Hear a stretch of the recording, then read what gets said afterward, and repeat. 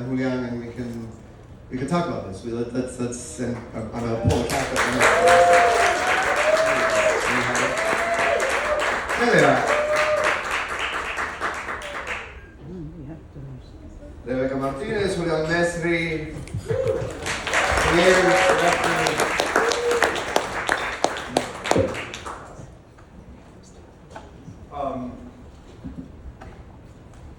actually, yeah, let's continue in this vein about the idea of performing in the incarcerated population, what that was like. What were those performances like, that particular experience?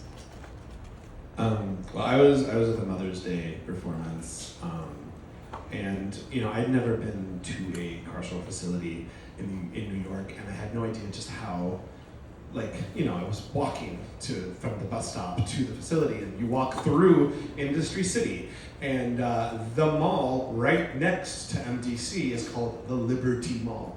Yeah, and so that and then literally a block later, you're like, oh my God, and it's like right here, and it's, I think that the comment that Praycious made about humanity, is very real. Like the way in which even just getting into that facility, you feel the dehumanization, even of us walking in a sense of just like, show your IDs, move, along, and it's like you're just being shuffled along, and you felt this tension at first when the people in the facility first came, and you could feel that it's a rough day, it's Mother's Day, and you could just understand sort of the power that theater has to transform a space, because there was a little bit of trepidation. The show starts, there's some laughs, and then by the end, we all kind of formed a mini community together.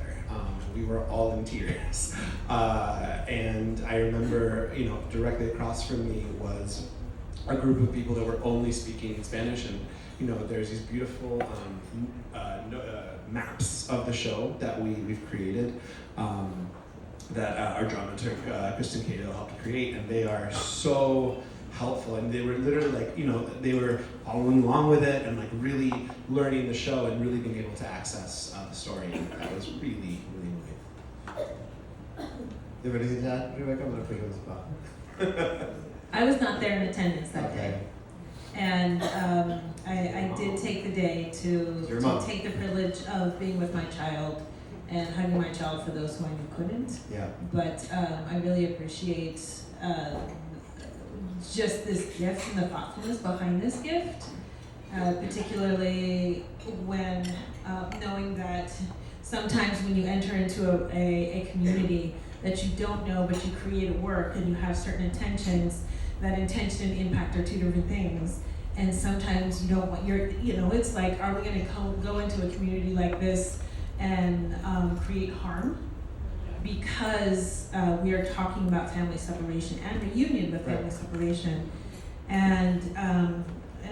but we're also really thinking about how do we use these moments as a space where we can hold each other and witness each other as a community, and create a healing space through community, through the action of theater, and so that's another sort of thing that I hold on to, is the strength and importance of how we hold each other as community, whether or not we have any sort of education or training or anything like that. We do have that power. That refers back to what you were saying about the assumptions we make about the stories we're allowed to tell or should tell, and what we think people will hear. Right. What do you see as the sort of next steps for the mobile unit? What do you imagine sort of moving into? Yeah, so I'm really big on, like I said, not doing things that I think people need. I think, especially coming out of the pandemic, it's important to have conversations with your community partners about what they actually need, and what has been asked of us is to do more. For, I would say, the past 2 years, Mobile Unit has been really rooted in showing up for a day with an amazing show and gathering community and being joyous in that space, and that's all worth it. But now our community partners are asking for more. They're asking for the classes. They're asking for the workshops. They're asking for us to show up with conversations about the work that's being done. And so, the future for me, one, is making sure that when we show up in these spaces, we show up not just as with a traditional Shakespeare show, because I just don't know if that serves the purpose of our communities anymore, but also doing work that goes along with it so that we're responding to a direct need. Sure. I just think that's the way that we're going to survive. It seems like the mobile unit can work in a way that is in tandem with what, say, the Delacorte offers, where you might see more traditional Shakespeare, however it's reimagined. Yeah.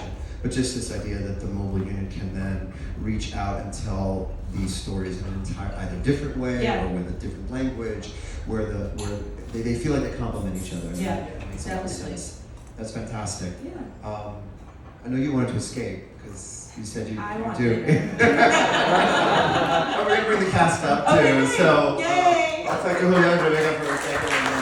Thank you so much. Thank you so Very much, much. Perez.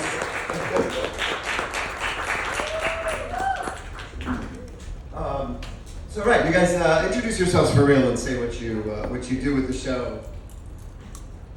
I'm Julián Mesri. I'm the composer and co-adapter and co-lyricist of the piece. And Rebecca Martínez, director, co-adapter, co-lyricist, along with, and did a little bit of choreography.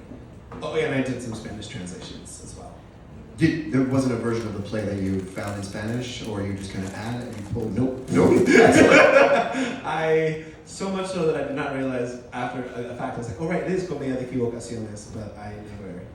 Comedia de Errores is pretty great. I prefer Comedia. Comedia de Errores. It's easier to rhyme. Yeah. It's easier to rhyme. Easier to sing.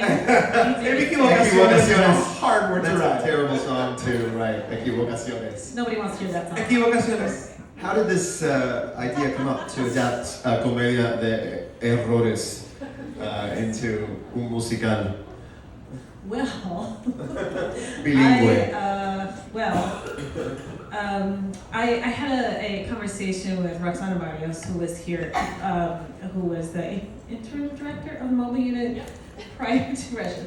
And we started the conversation, and she asked, she was like, are you interested in doing a show and doing it through a Latina lens? And I was like, yes. It needs to be, it needs to have music in English and Spanish, and I have to work with Julián. Can I do that? And she's like, sure. I'm like, great, let's talk about it. That's how that started. But for me, actually, I don't know if I told you this. I don't know who I told this. Maybe I didn't tell anyone. But I was in a reading of comedy, maybe I did tell you, of comedy that went wrong.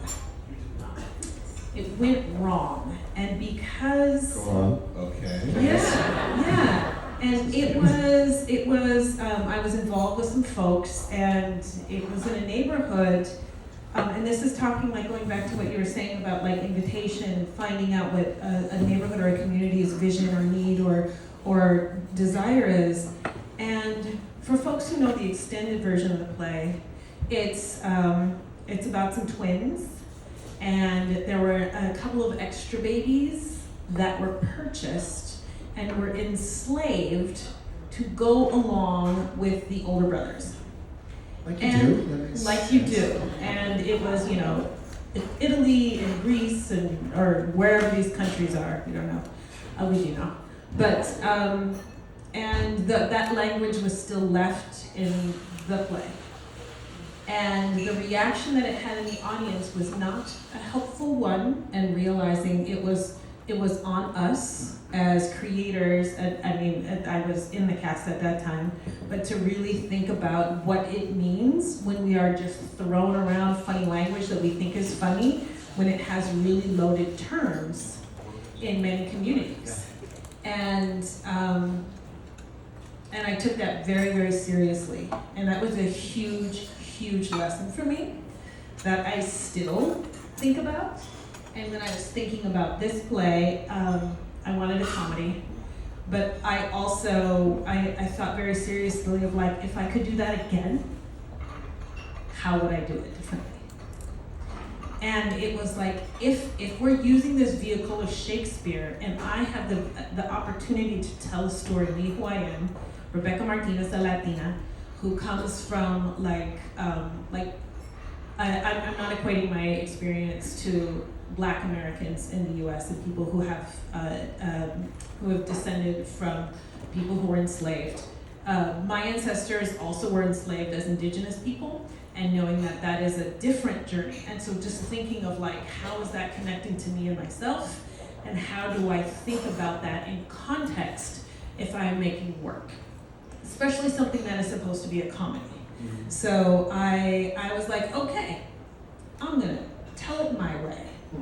And I'm gonna tell it from a way that I can feel good about and have, find joy in, and use it as a way, as a vehicle for community healing, but also for how to think about how we can, these stories that are around hundreds and hundreds of years, how they can still serve as ways to convey community and joy and healing together. That's a very long No, it's a fantastic answer, actually. The idea that what these texts represent at one point can change over time, and how we relate to them, and how we have to ask questions about them. I find the conversation hard to have.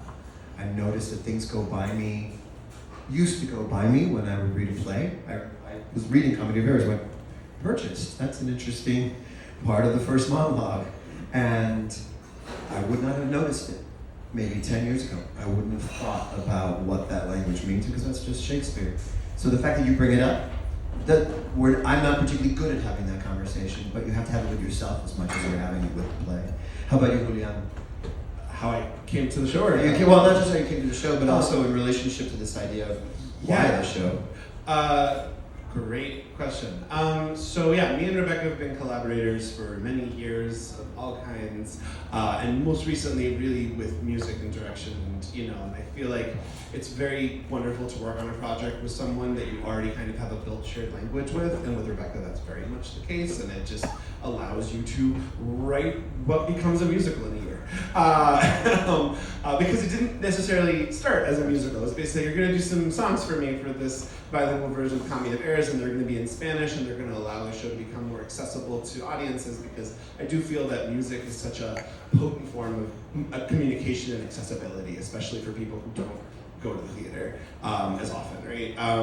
And what happened is, because of delays and because, the pandemic of it all, we ended up having more time and to develop the work. And the work grew and grew and went from being a show with 4 songs to a show that is I'm pretty confident in calling it a musical adaptation at this point.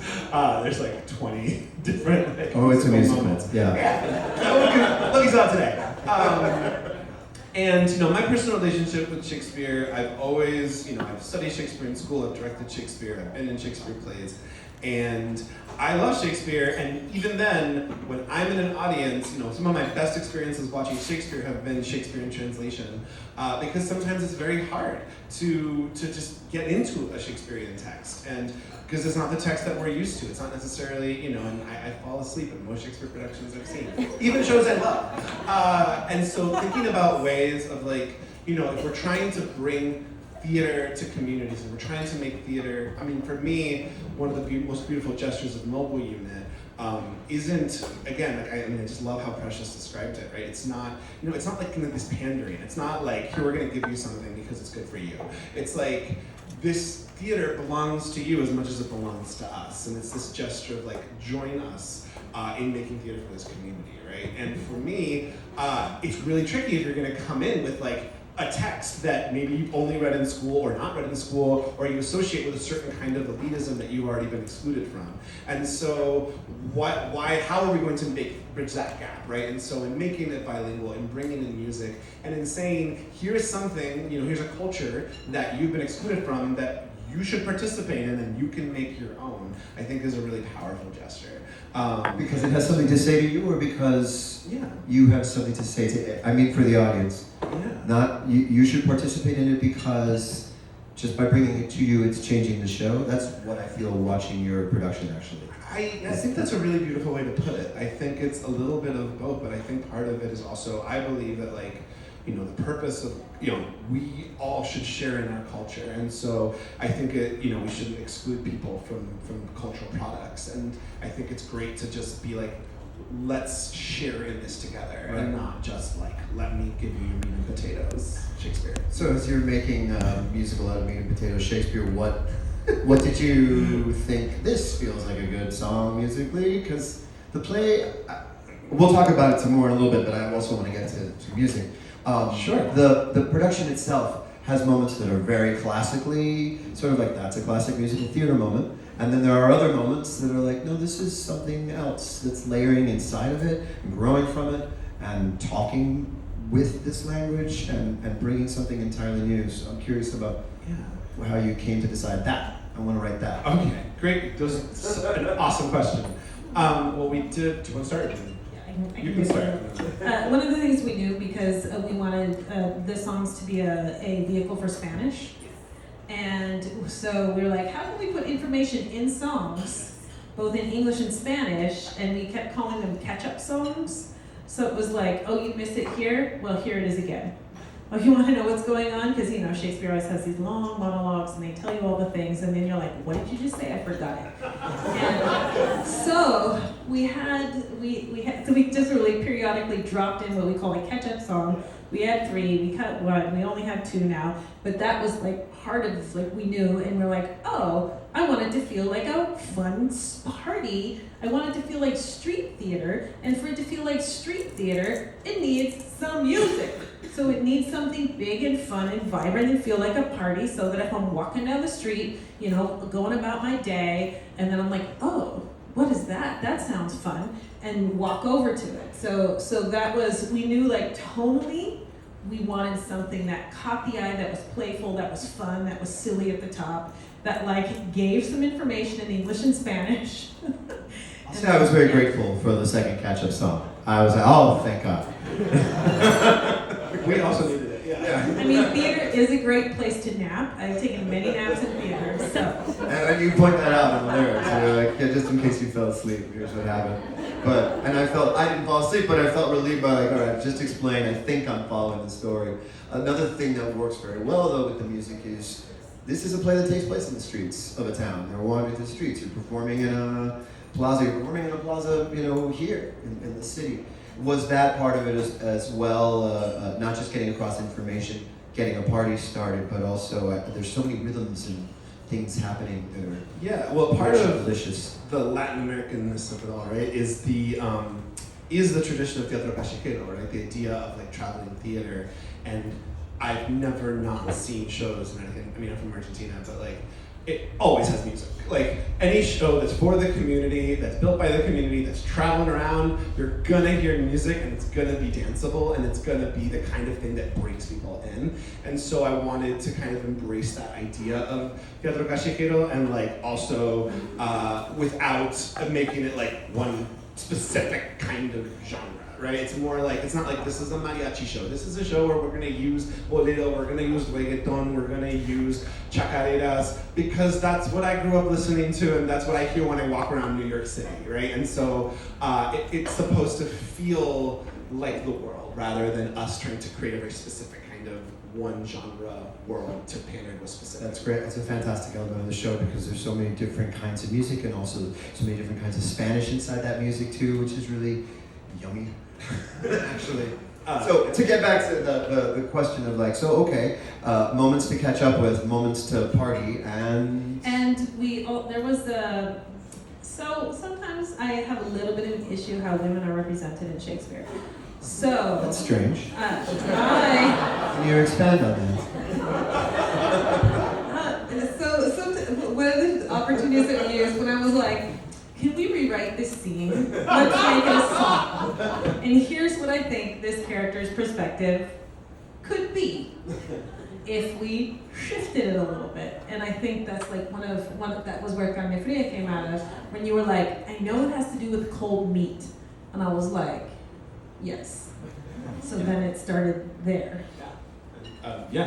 Well, agreed. But also, I think it's a matter of, rather than have the dialogue that existed, which kind of reinforced a lot of, like, the Elizabethans, marriage and, like, the wife's role. And so we were kind of like, what if Luciana, instead of being horrendously sexist in this moment, was actually more of a liberated figure?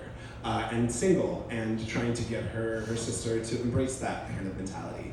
And you know, it is sometimes wrestling against text. That is very much the opposite of what that is. But that's kind of the fun of the music, and kind of finding, you know, and again, making it a cumbia, not making it like, you know, this dramatic thing, but also finding the humor in that. And then in addition to, you know, so music suddenly also becomes a vehicle of giving voice to certain characters who are not necessarily given as much voices in Shakespeare. We did something similar with, you know, the Dromio character or the Angelo character, who are slightly more working class characters. The courtesan came a lot later, but we turned her monologue into a song too, of just kind of giving them agency. And that was a conversation we had in early workshops from the actors. And the actors were like, yeah, I feel like my character doesn't have a lot of agency in this moment. They're kind of just like means to ends. And so we were like, yeah, let's have a pause in the show and have this one character who's been the laughingstock the whole time kind of be the one that we get the most authentic feeling from until the end. Yeah, and I think, you know, just being like Shakespeare's shortest play, which is always like, oh, short plays. I love short plays. We actually got So much. an edited version of that from Jim Shapiro here at the Public Scholar, who gave us like a 60-minute cut. I was like, give me the leanest cut. You can't have this, or this in it. And he's like, great, here it is. And we ended up putting stuff back in and changing, you know, as you do. You're like, this.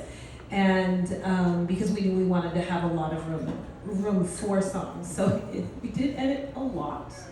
But there is still the thing that I keep holding on to is like the basic story is there.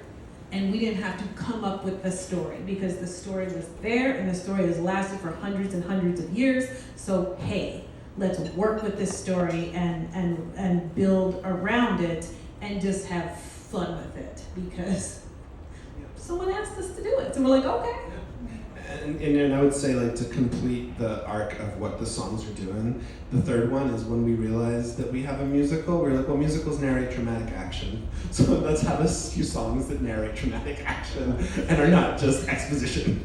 Or finding ways to sneak in exposition into languages. Yeah. I think we're going to have a performance of a song that is dramatic action. Yeah, right? It's always really fun to talk about music and not hear it. Yeah, so we can just talk about it for a while. This is based on it. There's a line in the play, which is, you know, your sister's sister when one of the Antipholus falls in love with the wrong woman, so to speak. And you decided to set it, it's got a bolero, you know, it's a bolero, and Joel sings it extraordinarily, and it's called Hermana de tu Hermana, which is so perfect for a bolero. I think we're gonna talk about that in a second, and then let's see if these guys come up and sing it.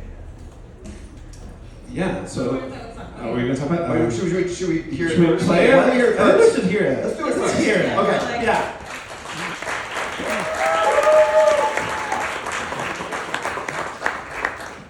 Keren, Joel Perez and Keren Lugo. Well, Perez, Keren Lugo to and Julián Mesri on the piano.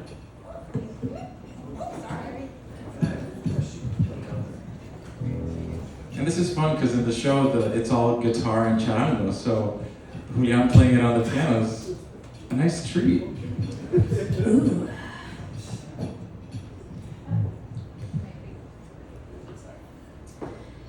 And may it be that you have quite forgot a husband's off-face. If you did wed my sister for her wealth, then for her wealth's sake, use her with more kindness. Or, if you like elsewhere, do it by stealth. Muffle your false love with some show of blindness. Cuñado mío, dale un poco de cariño. Comfort my sister, cheer her, call her wife. Are you a god? Would you create me new? Transform me then, and to your power I will yield. But if that I am I, this well I know. Your weeping sister is no wife of mine, nor homage to her bed do I owe. Far more, to you do I decline. ¿Qué? Tantas noches solo en Siracusa, Syracuse? pasados sin mucho temor, pero ahora algo surge en mi vientre, no me deja solo, ni para el dolor. Maybe it was something you ate. And if ever I thought I was missing this calming key to my heart, it would be you I'd be kissing. Wait. Dear Luciana, I can't bear to be apart. Hermana de tu hermana, eso eres tú. La hermana de tu hermana. Could I love you? He perdido tantos años con corazones tan tacaños. You are thy sister's sister, thyself. That's you. This is news. I won't lie. It's the first I ever suspected that this sister of mine you neglected. I hardly even know her. Because you were so simply affected. Antífolo, ¿qué te ha pasado? No estás del todo bien. Tal vez es algo que has fumado, o quizás fumado, pero ¿con quién? What are you mad that you do reason so? Not mad, but made it how I do not know. It is a fault that springeth from your eyes. From gazing on your beams, fair sunbeam by. Gaze where you should, and that will clear your sight. As good two winks with love to look on night. I call you me love. Call my sister so. Thy sister's sister. That's my sister, right? No. No? Hermana de tu hermana.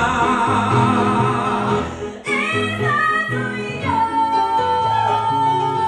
la hermana de tu esposa. That can't be so. You made your vows, now keep them, else consequences reap them. Must you make me weep then?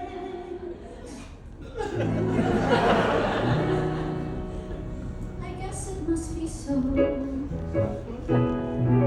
And now it's time to go. I think Adriana needs to know.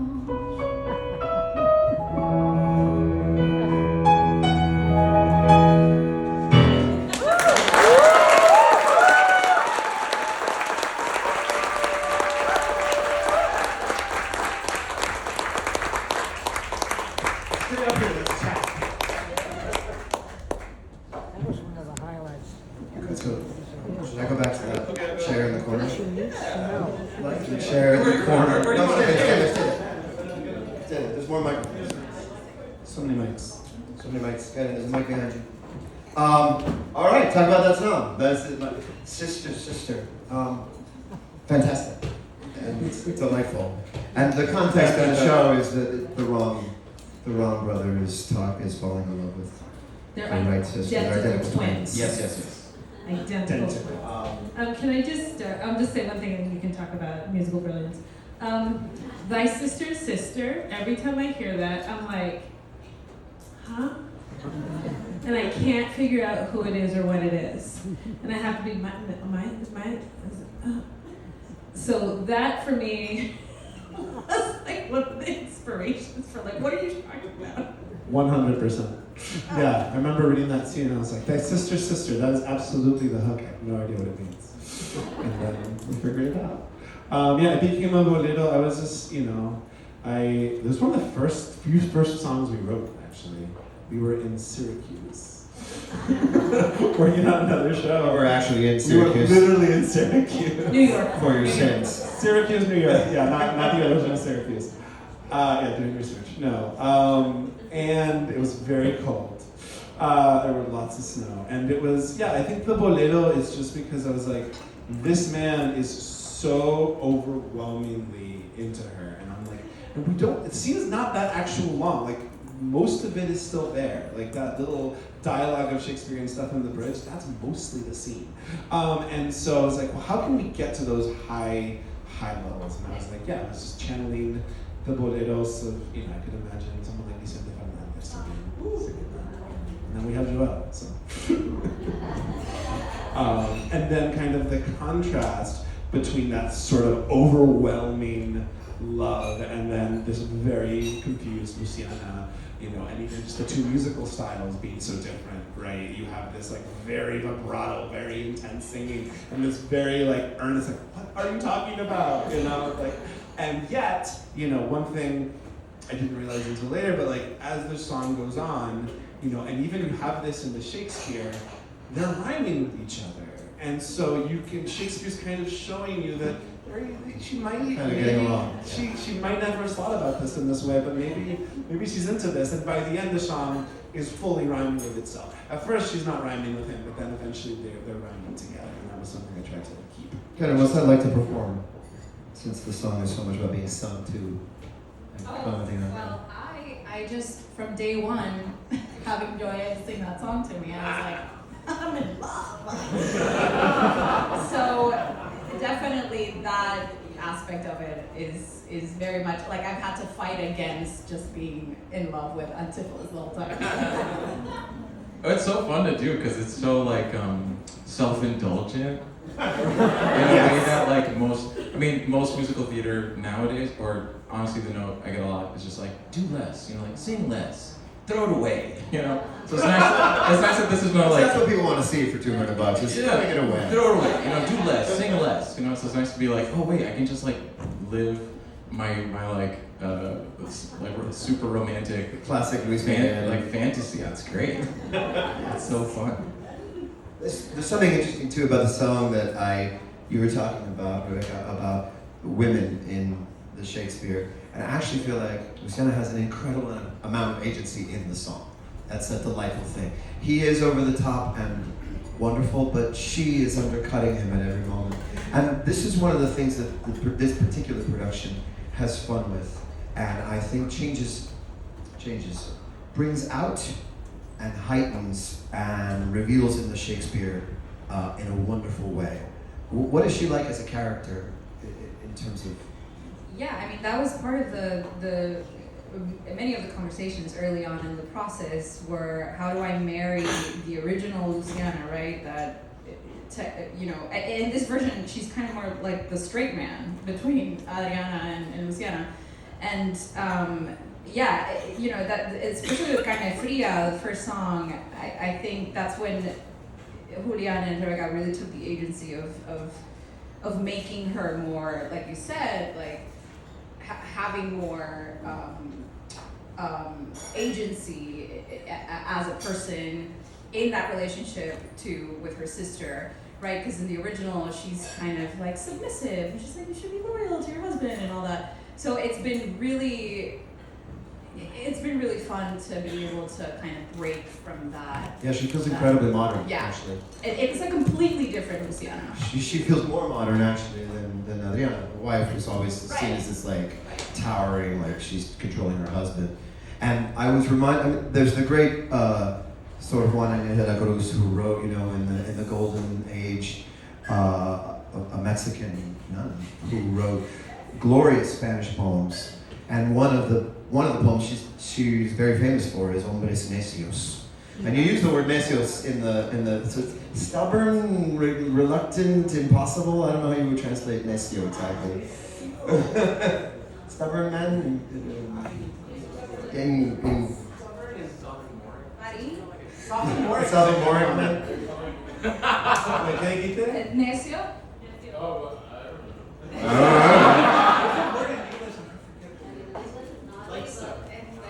But the men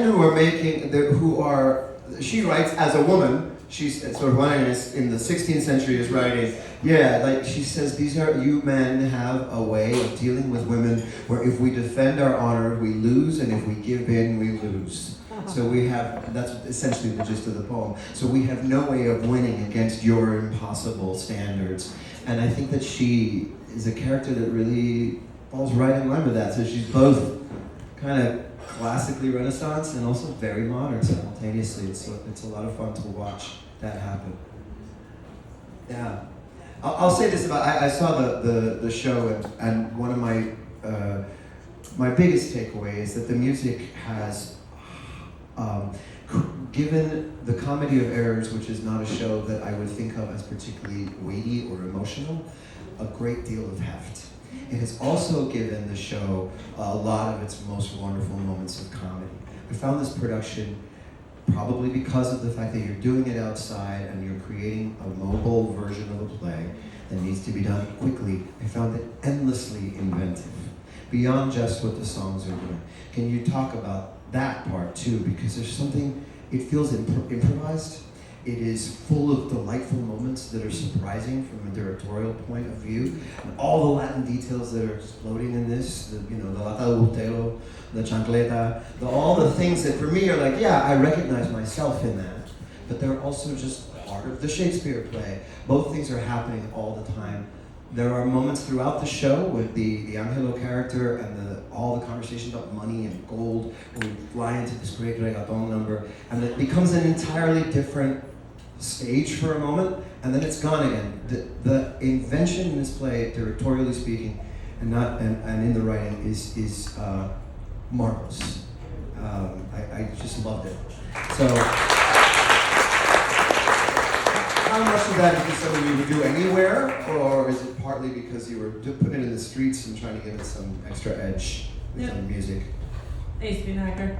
The very first show I was in one of them was actually I was in a touring Spanish language education show in farm workers camps, and that was like you literally changed in a van, you overdressed your costume, you wore multiple costumes because there was no privacy. There were kids, there were dogs, there were people walking through the set. You just showed up anywhere. So like that idea of mobile and that idea of like trying to and humor was such an important part. And like with these health education plays, part of it was like we were trying to get women to come in and do mammograms. And they were like, nah, and then we'd be like, here's a 30-minute telenovela about touching a fake boob. And they thought it was hilarious, and then they would do it.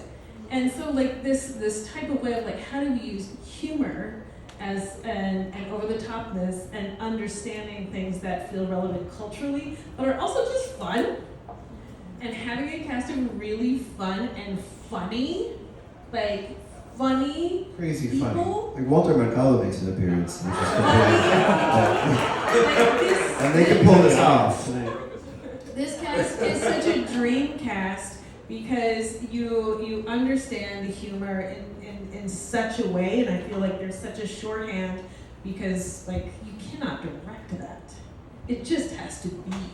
And I think having like casting, when they're like casting is 90%, it is really a huge part of it, and being able to have such talented actors who can come and they're not only bringing themselves to the space and bringing like where it was a space that's open because it's New York City, so bring your heritage, bring who you are culturally as well as who you are artistically, and that is open, and let's build this together and figure out what this is together. So that was a lot of that too. I told Joel after seeing the show that I was waiting for the other two to walk on. That's how, like I was like, oh, the other brothers will show up soon. Except it's the same two actors. It really is that creatively fun to watch. It's a simple thing like a gesture with a hat that takes on so much. What's it like to do that? What's it like to sort of it's super act fun. with yourself? I mean, the Antipolis that you met during Amara de Mana is like when he's like the romantic idealist, and then I get to tap into toxic masculinity with Antipolis of Ephesus. So it's fun. It's like a range, you know. It's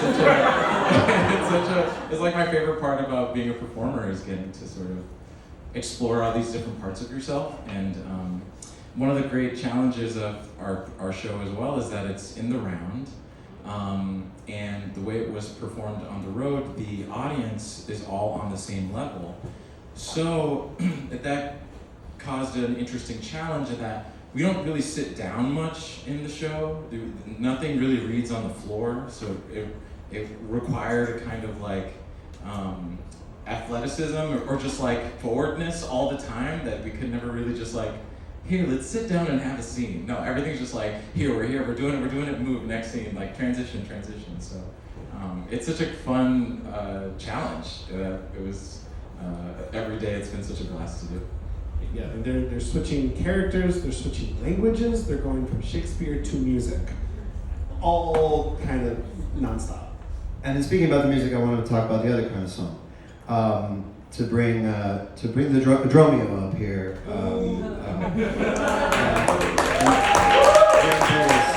Syracuse, where are you? Come on up here. Yeah, please. Syracuse, though. So this is a song, and the other thing I'll say about the show, I said about weight and about heft. I found myself tearing up at the end of the Comedy of Errors. It is not something that I expected at all. I can't say how much Shakespeare I've seen where I'm like, I'm bored, I don't care that they all are reunited.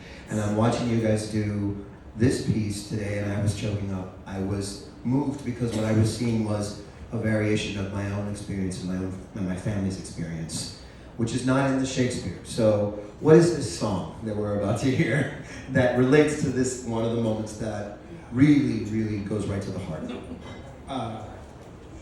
No, I just want to say that I feel like it is in the Shakespeare. It's not in the text, but it's in the Shakespeare. Because when you're hearing Amelia's speech at the end, and she's talking about this longing for her family and this reunion, even though it's fast, and the fact that these they show up and they're condemned to die the second they get here, the second they get to this place, and it's a comedy, yeah, wacky. But these are like real stakes. Yeah, the Comedy of Errors would feel like a nightmare if it wasn't a comedy. They're having an existential crisis. Who am I? Tons of gaslighting. And one of the things that was like beautiful about this is it was a midnight song, called a midnight song because it was sort of like only written at midnight, like when I sent you like. Oh yeah. But it was wanting to give an inner life to a character who we felt was underrepresented, because we cut a lot, but also because wanting to see what it is to give the perspective of being someone who is not allowed to be in the land that they are placed. I'll say as we go into the song, which we want to hear, that if you think about Comedy of Errors for a second, two strangers arrive looking for their twins. One father arrives looking for his sons that he has lost. Two strangers arrive in a town. They have all been separated as a family. All they know is that where they are not welcome. As a matter of fact, they'll be killed if they're found out to be wherever it is that they're from. Suddenly, the play begins in Spanish to take on a whole other meaning. Let's hear it. Great.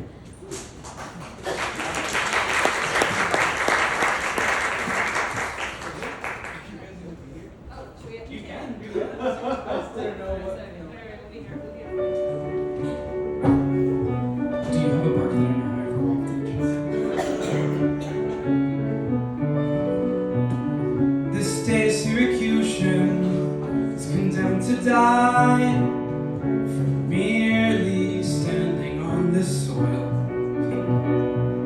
So much more do I hear at another's bidding. Come on, Dromio, go fetch a boat. Do you have a bark that I hire for waftage?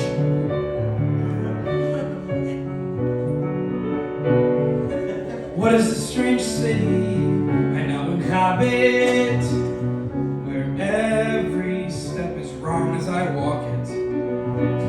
So typical of the world that doesn't want me in it. Go away, Dromio, or I'll beat you so.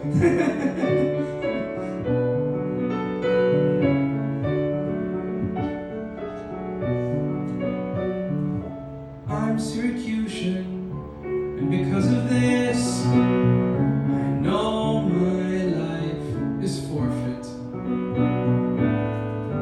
Beyond this, I know nothing really.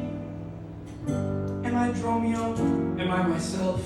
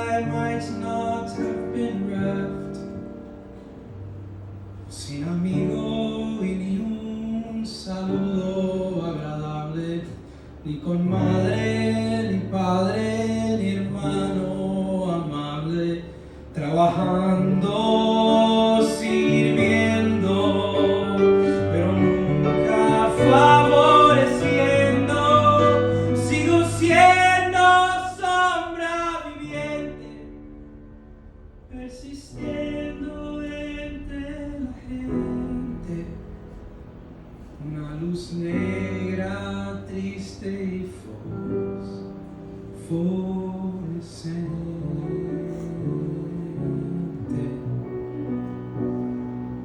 you have a partner? You do?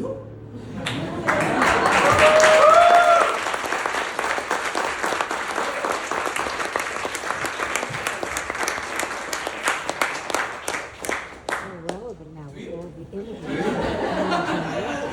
John, what's it like doing that in, Come to the show tomorrow so yeah. I can have a party and play. what's it like doing that outside? What's it like doing that in, all over New York City?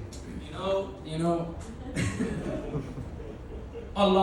most of the times it's like heaven, you know, like, it's like a reminder of like why the point of doing theater, but I have really bad ADHD. And, yeah, woo, let's go. And we just did the play at Corona Plaza in Queens, and we were right under a subway in the middle of a street fair while there was a like boombox preacher doing his thing. And the whole point of the mobile unit is to like not displace people when we come to do the play, like to become a part of that community and like join the symphony of sounds. And for me, I spent the whole play focusing like this. I was like,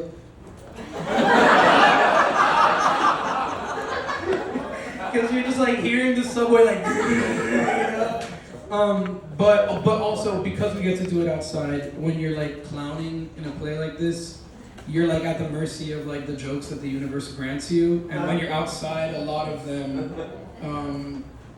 they show up. You just can't recreate. It's just there for that day that we happen to be next to a church. And I can just be like, when I reference God, I can like, oh look, there's a church. But that's like the next stop is something different. So it's just so fun. That energy's still in the production, even here in the theater. I'll tell you that. So I paid to be able to hang on to it. Was it? What did you have audiences that clearly spoke Spanish in Latin communities? Did that do anything to the experience of doing the play, or was it? Yeah, I mean, I think they were able to respond to the language so much more.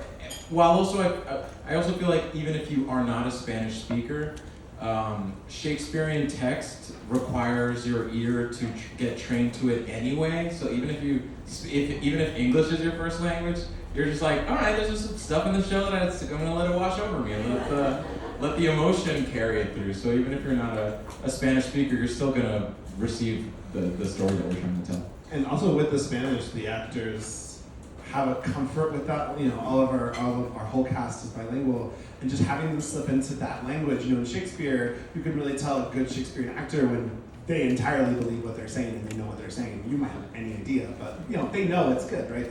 And that's how it feels. It's like, oh my God, they have so clearly figured out what they're doing, and they're so in their bodies that I speak languages, but you know, I don't think we think twice. Yeah, I think the translation is brilliant enough that if you're a Spanish speaker, you get the story. If you're an English speaker, you get the story. If you're bilingual, obviously you get all of the inside stuff. But Spanish speaking audiences who don't speak English can get the story. Same with English speaking audiences. Was that a concern that when you were putting it together, to be like, let's be sure you get it in this one language. It doesn't have to be in both. 1000% with the lyrics. Every lyric, I was like, let's try to make sure. And even at one point, even towards the end, I rewrote down all the lyrics, and I was like, is there any information that they're not getting? With the script, it's a little bit trickier, and that came a little bit later in the process. It is definitely, there's more English in the script than there is in Spanish. Way more. And we said at the beginning that it wasn't intended to be like, let's do a bilingual, let's do a version that honors Spanish and has a lot of it to help convey the story. Well, even so, my dad, when he came to see the production, I'm from Puerto Rico, and my dad, you know, he speaks English, he's fluent in English, but he was like, it's the first time I've ever understood Shakespeare the first time I watch it. Ever. And I was like, because my sister studies acting too, and she was doing Choreographer and Cressida like the weekend before.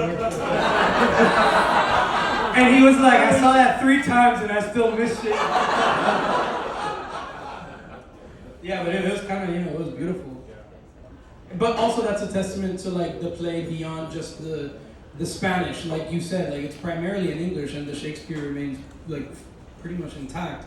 But just this little bit that we do, you know. The Spanish is strategic, though. Yeah. The Spanish is strategic so that you get the main points, which is. And also, in addition to being strategic, it's we intentionally try to bring in different kinds of Spanish, right? I was about to say, Yeah. it's not a specific formal Spanish all the time. Yeah.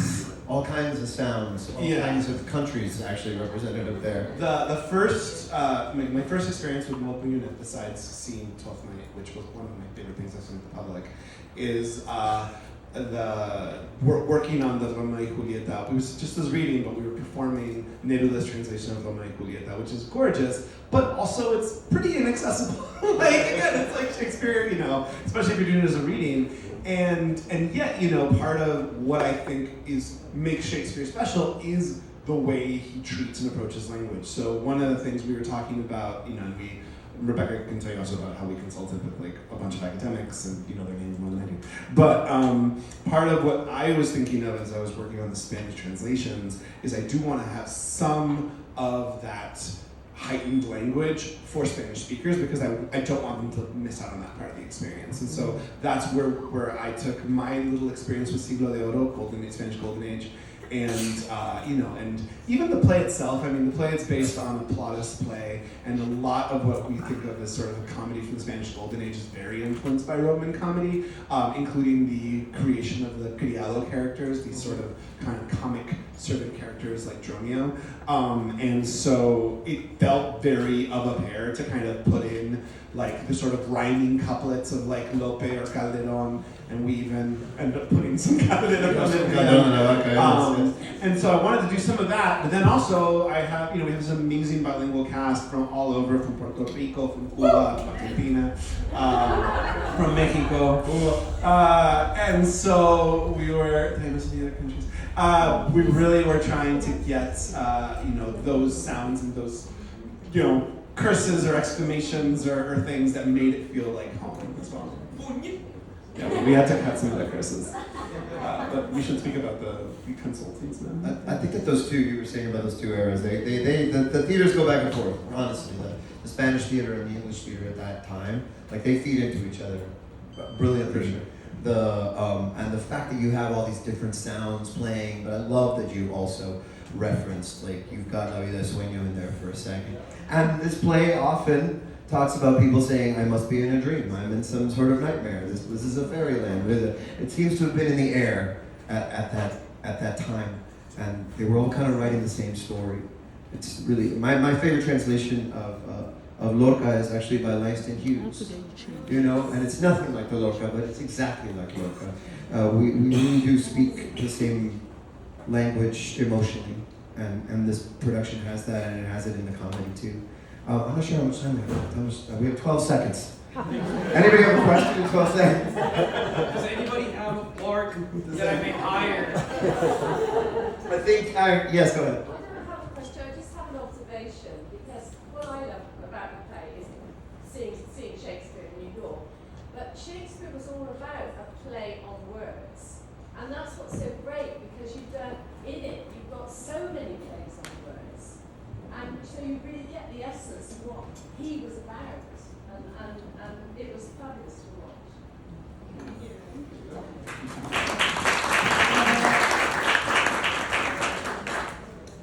Anybody else out there? I think I would love to end on that note because that's fantastic. So often I feel like we don't feel like Shakespeare is living, breathing theater that can speak to us today. Even when you're in it, you're like, well, maybe it's more fun to do than to watch, or vice versa. This has none of that. The play itself is a delight. It's a delight to watch, a delight I hope to do, and also surprisingly moving, but to your point right now, completely alive. And that is exactly what this whole space is about, and what the mobile unit is about, is taking something that feels like it has nothing to say to you and figuring out a way to put it together with everything that we need to hear and want to say. Thank you all for coming tonight, and thank you for